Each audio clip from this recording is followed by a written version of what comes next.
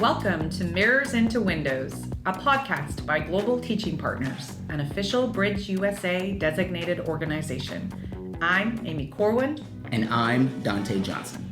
Together we dive into education from every angle, transforming reflections into opportunities and uncovering strategies that would help us look beyond the classroom walls. Our goal is to connect educators from around the world, bringing you conversations, insights, and stories that will shift perspectives and ignite meaningful change. Because when mirrors become windows, the possibilities are endless. Whether you're navigating life as an international teacher or searching for new ways to enhance your practice, this podcast is your go-to resource for inspiration, collaboration, and a richer understanding of the global classroom. Today, we're going to talk about something I think is really important for international teachers who are new to the United States. And that is really just understanding and adapting to a whole new culture. And you know, Dante, since we've both lived internationally, this is something we've both got firsthand experience with. It really is a toughie. Yeah, and so this is the thing, right? So this is not just for teachers who are moving from country to country. No. It's also relevant for teachers who are moving from schools, right? So like I mentioned in the first episode, I served in various different types of schools, the charter school, the public school, the private school. And as you can imagine, like they all had different cultures, right? So one thing I had to be intentional about is I had to adapt. Right. Yeah. That was really important. And I feel like that is similar to the feelings that international teachers feel when they transition, when they go through the experience of teaching abroad. Yeah, so really wherever you are on this journey, I think this episode is going to be about embracing the rich and diverse cultures around you, both in the classroom, but also beyond the classroom as well. Yeah. So I guess what do we mean when we say culture? What does that resonate with you, or what do you think about when you use the word culture? I've been thinking about it, and I really just think in a nutshell, culture really just refers to your whole way of life. Yeah. Everything about you. Yeah. Your customs, arts, traditions, beliefs, things that are unique to you and make you exactly who you are. Like the celebrations you like to go to or attend, the music that inspires you, really how you do everyday things. Yeah, so when I think of culture, I want to refer to Edward Hall's iceberg model, right? So this is the model where there's an iceberg and there's 10% of the iceberg that you can see above water. Right. So that means there's 90% of the iceberg that you cannot see that's underwater, right? So the 10% represents the parts of a person that you can see. So like, Amy, as I look at you, I can see your physical features. I can see your eye color, your hair color. I can also observe through the course of a week, like your style and where you dress. And I can also see the type of lunches that you bring to work, you know, what your appetite's like. So I can see all those things, what you celebrate, the holidays, you know. So that's that 10% above the water. Then there's that 90%. That nobody ever sees. Yeah, so like for you, like I can't see your beliefs, right? I can't see your values. I can't see the way you think, which actually impacts the way you interact with us here. So those are some things two ways to look at culture. Okay. So there's so much of a person that you can see, right? And there's also things that you cannot see. And it just really puts me in the mind of when I was younger, we lived in Italy, and my parents growing up in the South, you know, they would do things that kind of just reminded me of home, right? The South. And living in the Italian community, we were different from our Italian neighbors, right? So, but they held true to who they truly were. And that identity, holding on to that identity is very important. And so it puts me in the mind of the salad theory. Okay. I know we're throwing out a lot of theories. You're throwing out a lot of theories today. But it's the idea of, hey, I can integrate into a community but still hold my own identity. Yeah. Like when we have a salad bowl, each ingredient holds its own, right? And so, but they come together to make the salad taste the way you want the salad to taste. And so it just puts me in the mind of that when I think about bringing cultures to other places. Yeah. That's so good. I just have one question for you. Tell me, How often do you cook pasta in your house now? I'm gonna say this, like once a week, okay? Okay, so you've also integrated some of the Italian culture back into your life today. And that's amazing that you've even brought that out. Yeah. I never thought about that, how much now pasta has become a part of my culture. Okay. So, how we can take things from as we go throughout life and they become a part of our culture. Yeah, and really, that is why our teachers often go through something called culture shock, especially when they move to a new country, a state, or even a different school. It's that feeling of being really disorientated when you suddenly find yourself in an unfamiliar environment with a different way of life and attitudes. Yeah. I think that a more direct way of defining culture, because I saw this somewhere, it said, how we really do things around here. So, I mean, like, and it makes me think of, there are some unwritten, unspoken, unannounced rules that live within the cultures. Yeah. And really, a person coming into that culture wouldn't really know, until they actually become a part of the culture and have some interaction. So I think it's important for us to know that. And as we want to know who we are, we want to love who we are, we want to like who we are, there still is a double consciousness, right? That makes us aware of, hey, I know who I am. However, I'm also aware that I'm different from the community that I'm now a part of. And I don't want to offend the majority by being a minority who acts like a minority. Yes. So that 90% of the things you don't see, it's going to take you some time to really learn those things. Yeah. What the values and beliefs are of the place that you are living. And so one thing we've noticed with our teachers is that if you don't really try to adapt to the new culture you're living in, it has such a big effect on you both personally and professionally. I mean, you feel isolated, you feel out of place. But as our teachers start to immerse themselves in the local culture, we really see that sort of sense of isolation kind of start to fade and melt away. They start to feel at home. They start to connect with new ways of thinking and behaving. And that's why we offer so much support to our teachers in those early days. We notice those first 6 months is kind of that resistance where I don't want to change. I don't want to do anything different. Right. But as they start to adapt and acclimate to their new environment, all of a sudden you start to see them adjusting and becoming more like the people around them. Yeah, because essentially this will help a teacher to gain better understanding, deeper understanding of their students. Yeah, they can have great empathy with their students. Absolutely. Because they've been through this firsthand and they experience it. Absolutely. And so the teachers will find a balance where they're comfortable with their original identities, but also embracing those new identities that they've developed in their new environment. It's really about blending the old with the new, kind of finding where you fit in. I mean, you're laughing, but I know this because I had a really hard time with this, and this took me a long time to overcome. I have a very people-pleasing personality, and I felt at first like I just had to change everything about myself and sort of do it the American way. I slowly found I was losing my identity, and I had to have some really tough conversations with my family. Yeah. They felt like I was abandoning my roots. Wow. They felt like I had left everything behind. And so, that wasn't my intent. But I was really struggling to just find my place. People didn't really know or understand some of the things that were really, truly important to me. And so it was easier for me as the minority to just become like them and leave those things behind. And so it's taken me a really long time to find the balance, which is where I'm at today. And it's kind of funny because in our house, I make my husband cook turkey for Christmas rather than Thanksgiving, because in Ireland, it's more of a tradition at Christmas. We do often watch some UK TV in our house.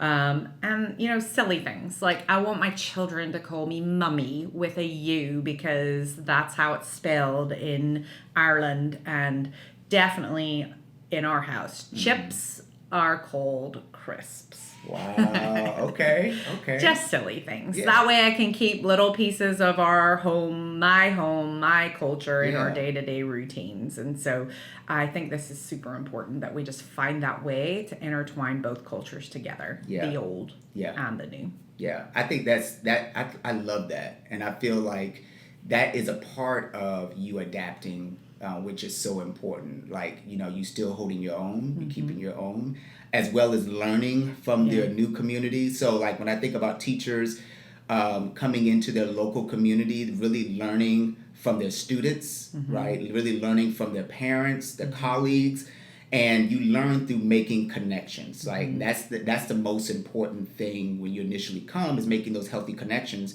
And I feel like that is a good way to kind of open up and for the teacher's involvement and creating this warm and welcoming classroom environment, because you've connected with the students that you're actually teaching. Yeah, when you get to that part where you're feeling like you're adapting, you're showing that you respect your students' backgrounds also. Yeah.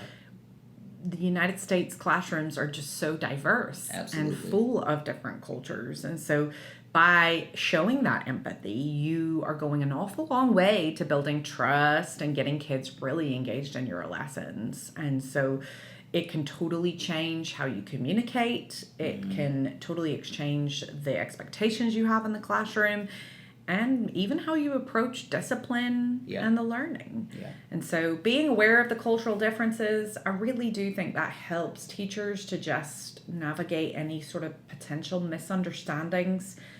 And then you can design more authentic lessons, lessons that will really resonate with your students, and create that environment that we're all really striving to get, where everyone feels seen, feels included, which is key for learning, especially in a global classroom in today's society. Absolutely. And just thinking about staying under the umbrella, right, of looking at ways we can embrace the culture. There's so many benefits, and I like to talk with teachers. Yes, there are benefits in the classroom, but there are also personal benefits, right, to embracing the culture, adapting. It really does bring this certain confidence out of a teacher when he or she has embraced the community and the culture, and they're able to bring that into the classroom, and students can sense it. So now that we've dissected culture and kind of have a better understanding of what that is and how it affects a person, what are some of the effective strategies for adapting to cultural differences that teachers might face when they move schools or teach abroad? And how can these approaches enhance experiences and the connections that teachers have with students and the local community? Yeah, so first of all, there's a sense or this timing of an awakening, I feel. Like we talked about culture shock, right? And so even within that, you learn from the students and the community. Yeah. So you asked the question, you said, what is the first step in making this happen, right? So glad you all asked. So first of all is just diving in and understanding the culture, right? And this is done before you even come, right? So you're looking at like the customs, the traditions, the different parts of the community in which you'll be moving into.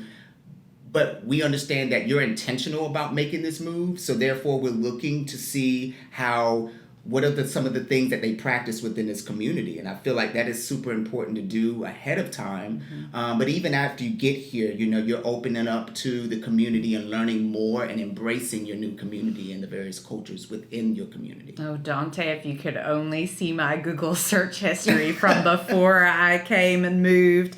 There were some amount of searches done to see what I was getting myself into. But you're so right. Like, if you're being intentional about making the move, then you're going to put in the work to try to learn and embrace the community that you're coming to. And then, like you said, once you get here, you got to take time to just really explore those local traditions. It makes me think of the first time somebody here in North Carolina told me that I had to have a chicken biscuit for breakfast. No jingles. Now, They said it was a tradition. I'm from Ireland, so really that is not the same thing. In Ireland, these are essentially the same thing as a scone or a scone.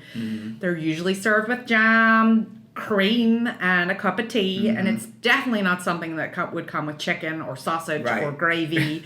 So here in the South, in the U.S., it's traditional that they're served more in a savory way, and so if you're from anywhere around here, it's a must try. Right. And so you'd almost offend somebody if you weren't willing to have one and enjoy this tradition for breakfast. But I'm telling you, it is something I definitely turn my nose up at often. There was no way I was going to accept this madness. What? But in the interest of fitting it in, I did give it a shot. I wanted to be open-minded enough to kind of soak in all the local traditions and the things that were really important to other people around me and the culture I was living in. Well, I have to admit, it's almost 10 years later now, and I definitely appreciate a wee drive through Bojangles every once in a while. No questions asked. And, I often am the person that suggests it. So, adoption happens. And so the same can be said about just jumping in when you get here for your new environment, enjoying the holidays that are going around you, going to the events with the local people. And so, all of these experiences were really new. They were really uncomfortable. But I knew I had to immerse myself in kind of doing some of these things because that would help me truly understand the people around me.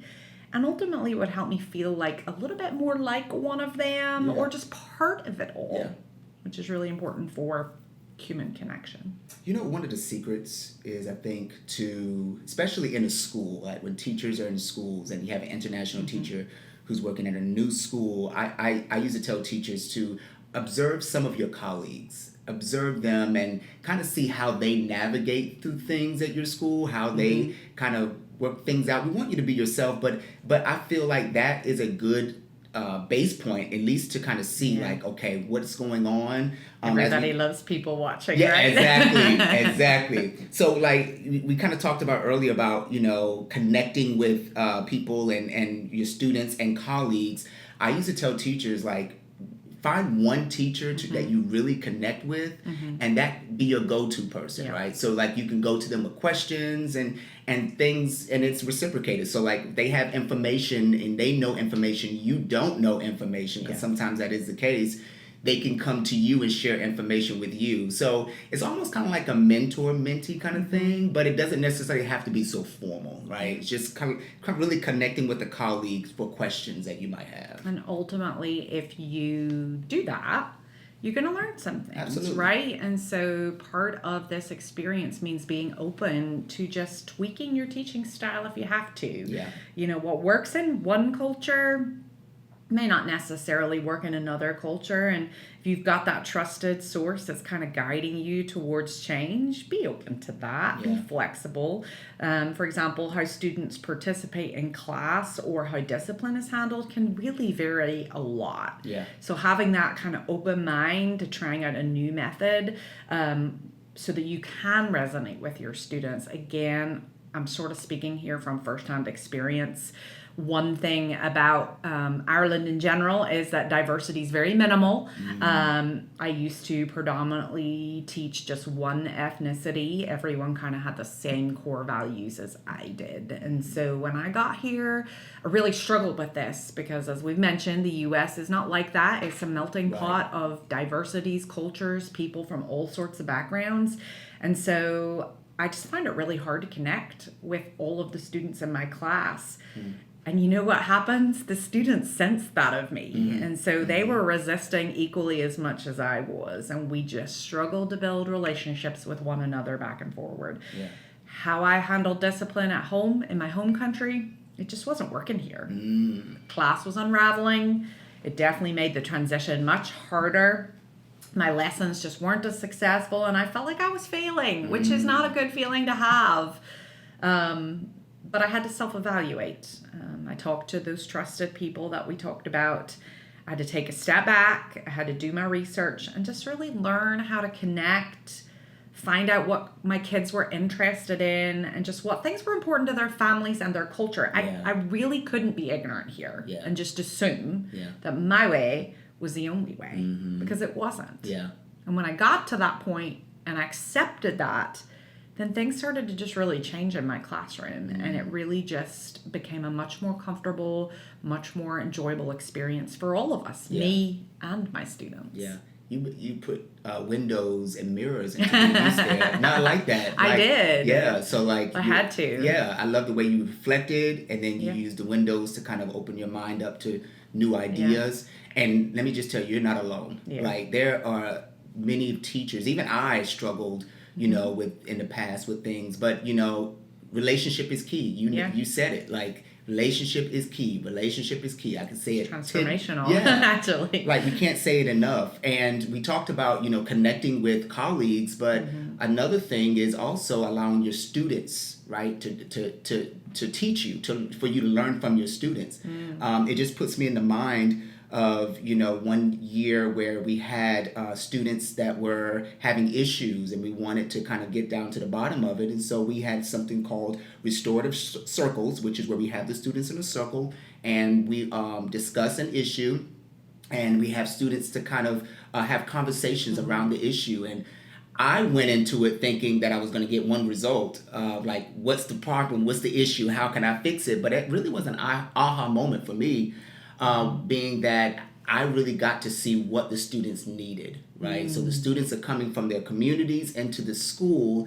They're bringing their homes and their communities and their culture with them. And so now it's time for me to sit back and listen to what their true needs are, because in order for me to really be able to help them, I need to know what is needed. So that was a moment where as a teacher, sometimes we have to take the step back and just hear from our students and have them to kind of show us what they're needing. They can actually almost teach you as much as you feel like you can teach them. Absolutely. Definitely. Look, it's hard work. It is hard work, and often you can feel a little ashamed and feel like, you know, a failure. But if you reframe it, you can definitely make it a positive thing. Yeah. So in all of this work, a top tip that I would give you is just focus on your professional growth rather than viewing it as something negative as you try to navigate this new cultural landscape.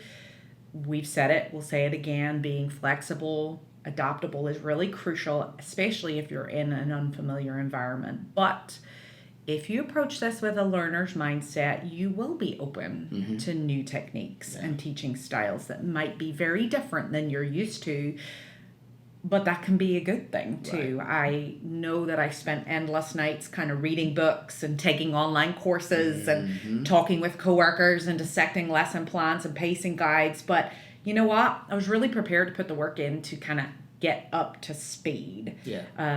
Once I had that mindset of this won't beat me, it really helped me to put things into perspective. It helped me to reframe this as all of this will be advantageous towards my professional growth. Look where this will take me. And so any work that I did to kind of acclimate myself, I always told myself that it was growing me as an educator. That's it, It would help me be the best version of myself, because ultimately that's what my students need. That's who my students need to show up every day for them in the classroom. Absolutely. I love that. You know, there's so many takeaways that we could get from this. I think, you know, a few things that's really important is that, you know, it takes time. It does. Adapting takes time, and we are human, and we will make mistakes, you know, but we learn from them, and we just keep on going, and so it's important to kind of carry this sense of humor. Laugh at yourself sometimes, you know. I mean, you know, because those are the times that's really going to help you with you adapting and then help you grow.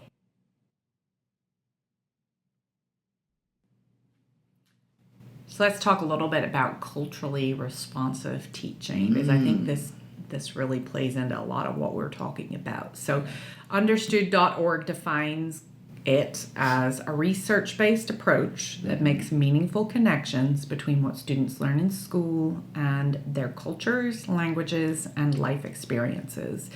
These connections help students access rigorous curriculum, develop higher-level academic skills, and see the relevance between what they learn at school and their lives. And so I bring this up because it's a really powerful way to teach in today's modern world. In very diverse and inclusive classrooms, culturally responsive teaching has kind of never been more important for making everyone feel included and for creating a great learning environment.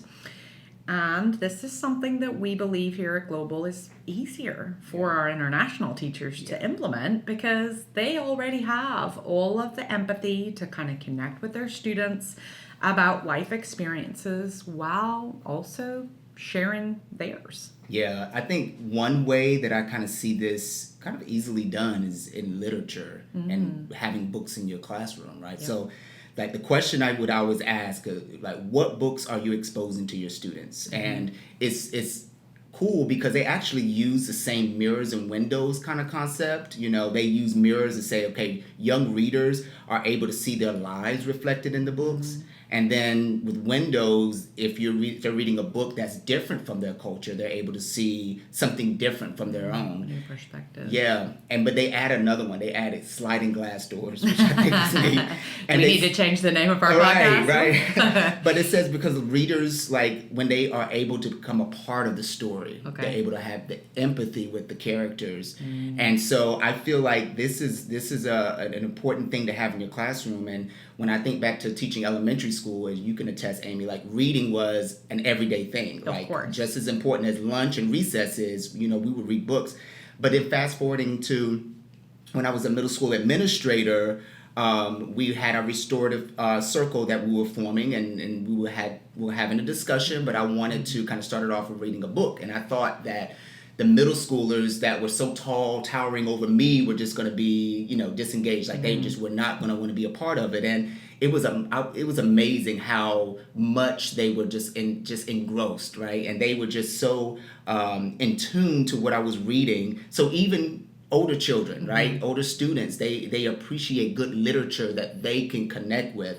And, and that kind of goes back to the mirrors, windows, and sliding glass doors that we have in our elementary schools. Like what books are students gravitating to? Because if they can connect with it, then they'll want to read it. Yeah. And so this is why we really do what we do in bringing international teachers to the U.S. because you naturally create those opportunities to just bring culture into the classroom and understand cultural differences at a really much higher level. And so we have some other practical strategies for you to help you kind of understand cultural differences in students and kind of utilizing those to maximize the learning in the classroom, because we always want to view culture as an asset, never a deficit. Absolutely. Which can be a very common misconception. Right back to when you said in the first section about you're the minority around the majority, it can become very negative. Yeah. And so we don't want that to be the barrier in the classroom. And Right. so, like I said earlier, you really have to get to know your students and their cultural backgrounds. You want to take some time to kind of learn about them, learn about their culture, chat with them and their families, kind of discover their traditions and explore their values and beliefs. You will be amazed what this understanding can help you when you're tailoring lessons in a way that feels very relevant, very respectful to them. Yeah. You want to encourage some open sharing and create those opportunities for students to really share about their cultures and their experiences. I mean, it doesn't have to be big things. I know teachers are constantly saying, I don't have any time. I don't have any time for that. It's so consuming. There's so much curriculum to learn. But it doesn't have to be big things. Like small things like show and tell. Takes only 5 minutes. Or holiday projects. I mean, how many holidays do we celebrate here in the U.S.? We can absolutely intertwine some of those things that are important to our students as well. Or, like you just said, storytelling. We're doing books every single day. Choose books that are really powerful to kind of hit this point. And these moments, they're not only going to just make students really proud of their backgrounds, but also help everyone in the classroom to just gain a better understanding of each other. Yeah. Which ultimately will make the flow of your lesson go better. Yeah, I like the idea of cultural projects at the beginning of the year. When you said proud of the background, that reminded me of how I like to utilize that in the classroom, and I love when teachers do that.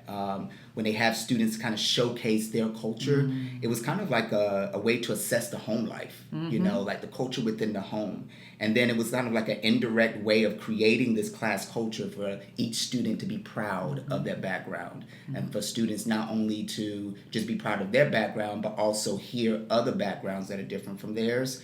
And everyone has an equal voice in that classroom, being proud of who they are. So yeah, and it's such a natural way to build relationships because Absolutely. everybody likes to talk about themselves. That's easy, right, Yeah. for us to do. Yep. What you're saying made me think of Mem Fox's book, Whoever You Are. It's a little elementary school, but it's a great springboard for a project like this. It's a cute little book. It really highlights the commonalities in humanity, despite cultural backgrounds being different. And so I think, it would be a great option to spark some deep and insightful conversations surrounding this. Yeah, and I think like when you think about it, like different cultures, right? They have different ways of expressing themselves. So even within students, like some students are more reserved, based on their culture, while others are quite expressive, And so I think it's important for us as teachers to kind of like adjust our communication style, right? So that we can make sure we build that relationship with the students. Also being patient. Being patient and observing their interactions, the way in which they communicate with others, and give them time to process and to think and to work through things is super important. Yeah. Again, this was a really steep learning curve for me. I feel like I have lots of stories today. I feel like I'm analyzing my own journey. But, in general and in the workplace, Americans are known for sort of speaking up, generally going after what they want, and often voicing ideas. And I wasn't used to this at all. And so you talked there about kind of having to adjust your communication style. I really had to do this. Like, it's not common practice in my culture to just speak up and go after it. And often that's kind of perceived as insubordinate if you're going to do that. Wow. And so I had to learn it was okay to sometimes not hold back and ask questions when I had one. And so I tell you that story because really learning that principle and applying it, what I was learning to kind of communicate with my students, and I recognize that in them too, that those differences, if I knew about them and understood them better, that would really just help us get onto the same page with each other quicker. Figuring out how they express themselves helped me to meet them where they were at. And ultimately that will help us, and did help us, to build rapport with each other. Yeah. I think that kind of aligns with like the culturally relevant teaching. And it's important because you do want to expose your students to various cultures throughout your teaching practices also, right? Yeah. And so, for instance, like if you're teaching math, a few examples would be to include food, something that you can relate to. All cultures. Everybody likes to eat. Exactly. Got to eat. Sports is another thing. And then also names, something that sometimes we might not think about, using a variety of names from various cultures. It puts me in the mind of one time I had a group of students who were working on a benchmark test, and they saw my first name in one of the word problems, and they were raising their hand to let me know, like, oh, I see your name, I see your name. Students get really excited when they see their teacher's first name. Right. You have first name. Yeah, and so I was like, okay, and one student even whispered, he's like, I want to make sure I get this one right, So it's some of those simple things, to connect and to motivate them when they see themselves or things they're familiar with in materials that they're learning. Yeah. That's really awesome. And I mean, celebrating cultural holidays with them, traditions, because if you recognize those sorts of things with them, that makes students feel seen. Yeah. Right? Yeah. They feel valued. And then that just helps create this classroom culture that's really open, really respectful of diversity. And there's so many events throughout the year that really lend themselves to just developing this further and further. So like you've got Hispanic Heritage Month, you've got Black History Month, you've got Women's History Month, and all of those provide really wonderful opportunities to dive deep into just kind of celebrating and learning about each student's individual and particular culture. I love that. And I think as a school leader, I would welcome them to celebrate the months, the different months and the celebrations for them. And then after the first year, I would say, okay, now I'm going to challenge you to kind of see how ways in which we can take some of those things that we celebrate in a month and weave them into your curriculum throughout the span of the year. Okay. So like when we're talking about Women's History Month, looking at various women and the contributions. Doesn't have to just be 1 month. Exactly. So like we could look at that any time of the month. African American History Month, the contributions of African Americans in our country and around the world. I feel like that's a way for us to kind of naturally kind of weave that in throughout the year. But Good. So another way to just kind of establish this type of classroom is just to make sure you're setting some clear expectations. Yeah. But remember to be flexible because things can change. Yeah. Different cultures have their own views on rules and authority, but it is really important to set those clear expectations in your classroom while being open to discussing behaviors and norms. Understanding and flexibility can really help ease any tensions as students are adapting to life in your classroom and kind of understanding you while you understand them. That will really set you up for success. I think this is, we both know this is a heavy topic. I mean, we could talk about this, for hours in itself. Just thinking about the variations, right? The variations of norms that you encounter when you travel from home to home for each individual student. And then here you are as the teacher, you're collecting all these variations of norms into your classroom and kind of streamlining them into a collective set of norms that you want to have for your learning community. That could be daunting. Yes. So, it really does take that, you mentioned flexibility. Absolutely. And, and your patience will be stretched, right? That's the life of a teacher. But also sharing the classroom expectations with parents goes a long way. I've had parents in the past, when I would share expectations of the classroom and there's some things that we did in the classroom, they would take that and say, oh, that's kind of neat. I want to use that at home. And so, making sure that's a partnership in what you're doing in the classroom as well as going on at home goes a long way. Yeah. Look, it's really just about encouraging a safe space where mistakes are just part of the learning process. Yeah.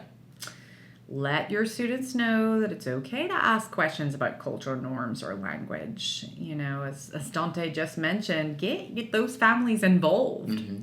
And especially in the classroom activities, they can provide great insights into your students' cultural needs, and they often have a really rich perspective that can help you with supporting your students in the classroom. And so as long as you show them that you're open-minded, you ask respectful questions, you express some genuine interest in your students' experiences, then you'll really encourage them to be curious about each other's backgrounds as well. Yeah, I think by fostering an environment that adapts to and respects the culture differences in your classrooms, teachers can create a sense of belonging for all students. And I think that it not only boosts the social and the emotional well-being of the students, but also enhances the ability to learn and thrive in the classroom.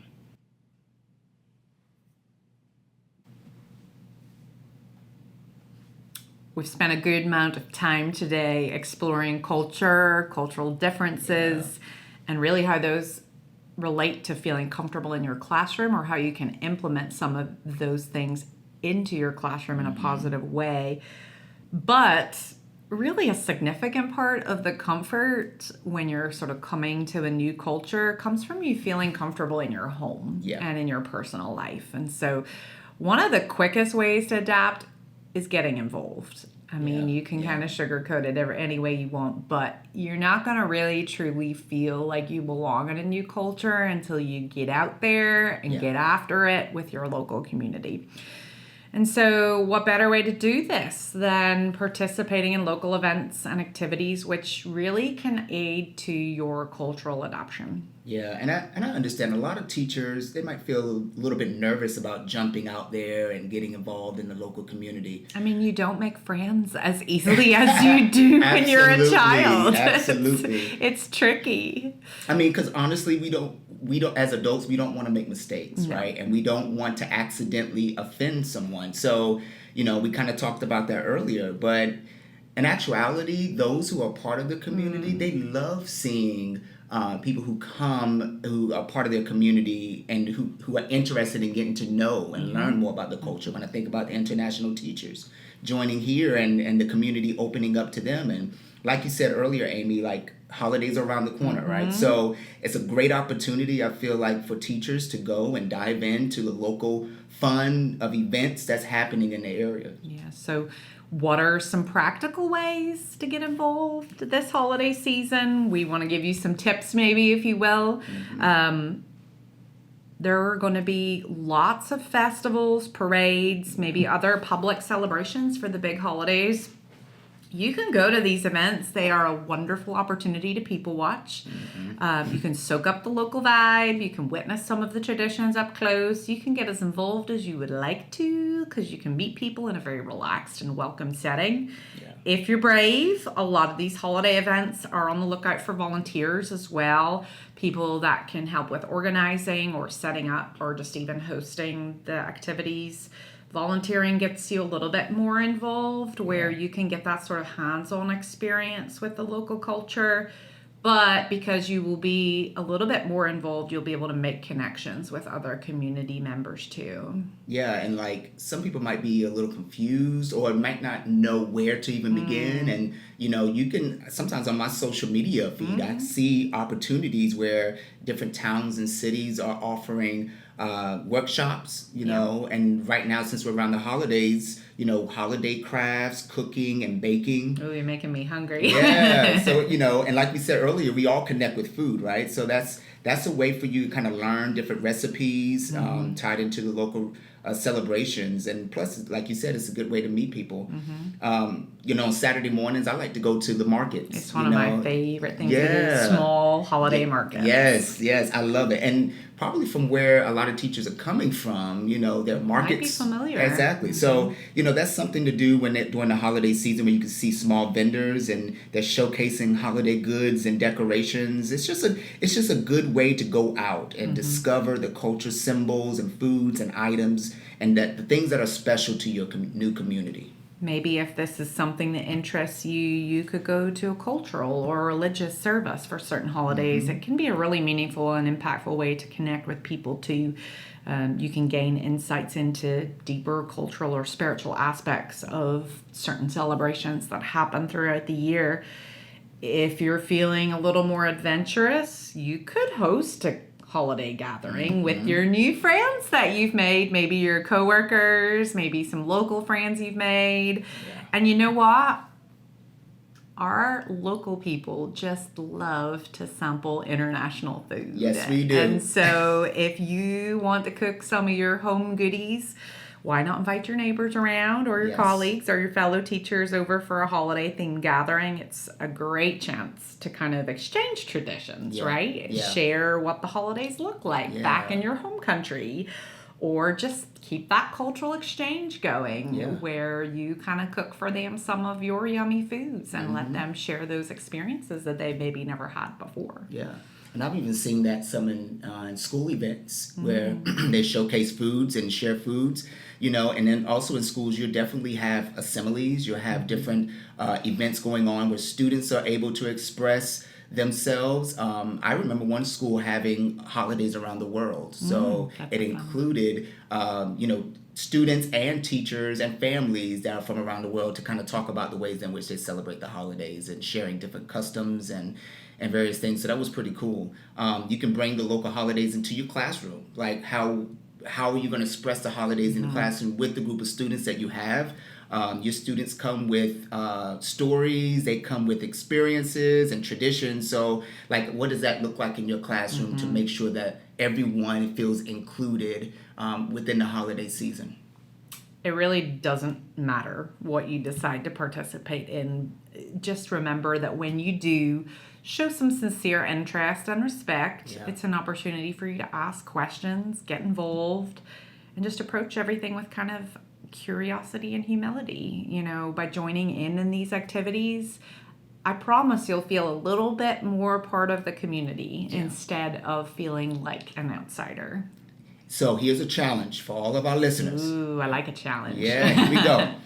we challenge you to find out of what's going around in your community for the holidays, right? So learn more about what they mean and find out ways to join in. And we promise you that it will be a fulfilling experience. Yeah. We really discussed so much today, haven't we, Dante? Yes. From defining what culture is, exploring how educators can adapt to cultural differences while establishing sort of some culturally responsive practices within the classroom, to just getting out there and celebrating some local traditions and kind of fostering important connections with your community. And so I hope whatever resonated with you, that you gathered some inspiration for your teaching journey. So remember, adapting to a new culture takes time and effort. It does. And so, but just understanding that even within that, it's one of the most rewarding experiences you'll ever have. So get out there, be open, be curious, and don't be afraid to make mistakes. It's all a part of the learning process.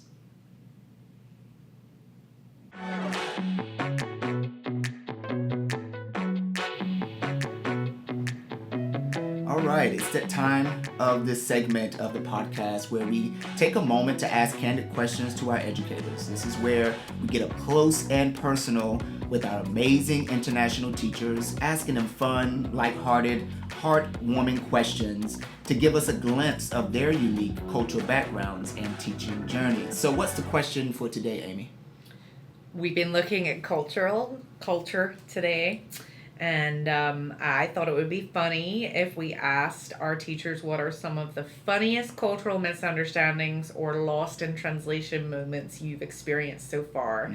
Personally, this made me chuckle because I definitely ran into a lot of kind of funny misunderstandings at the beginning. The English language for me has different nuances. For example, the boot. Do you know what the boot is? No, what's the boot? So, like, I would say, go put the box in the boot. Oh, not boots on your feet. Not boots on my feet, but, that it's the trunk of your car. And so people would look at me like, what are you doing putting a box in your shoes? I don't know. So, again, a lot of moments where we would stare, we would look at each other, and we would be absolutely not on the same page. And so I can resonate with our teachers, and I really enjoyed some of the responses they sent to us. So one of our teachers said, back home when somebody asks me, how are you? That's an invitation for a real conversation. You know what, Dante? I learned very quickly here that is not an invitation for a real conversation. He said that, when someone asks you that, you can kind of share everything, your mood, your day, even your minor frustrations. So he said when he arrived, he assumed that the people here in the U.S. would want the same thing. I learned very quickly they do not. So on the first day at school, he said a teacher asked him, how are you? And he just jumped straight into a story about taking the wrong, road to get there. He hadn't brought any lunch for his first day. And so he said that by the time he'd mentioned lunch, the person he was talking to had already walked away. And so he very quickly realized that in the U.S., how are you is more of just a greeting. It's not really a cue for a deep conversation at all. And so now he just sort of says, I'm good, how are you? Even if the day's kind of been a disaster. And so he found that, when people want to connect, they do, they stop, they talk. But generally, that's just a funny cultural difference where it's just kind of a greeting and a passing by. And I laughed and smiled at that as well because that is kind of part of the adventure. This other one we got in I thought was really, really funny. Poor guy. So he's from Africa. And he said that in Africa, greetings are all about like a handshake. Quite formal, firm, respectful, formal greeting. So when the students started to offer him a high five, he said he got a bit confused. And so what it resulted in was he sort of went in for a handshake, but the student went in for a high five, and there was this awkward mid-shake high five situation. Collision, huh? Yes. And so everybody burst out laughing, and the students are joking, saying, you just invented the high five handshake. And so they kind of stuck. He got the nickname of Mr. High Five Handshake. And it's now just kind of a running joke because he's kind of one of those in the middlers. And so he said eventually he mastered the high five, but that little mistake kind of turned into a fun bonding experience with his students, showing how cultural mix-ups can kind of create those long-lasting connections. I know, it's funny to laugh, but it is all about the experience. Absolutely. For sure.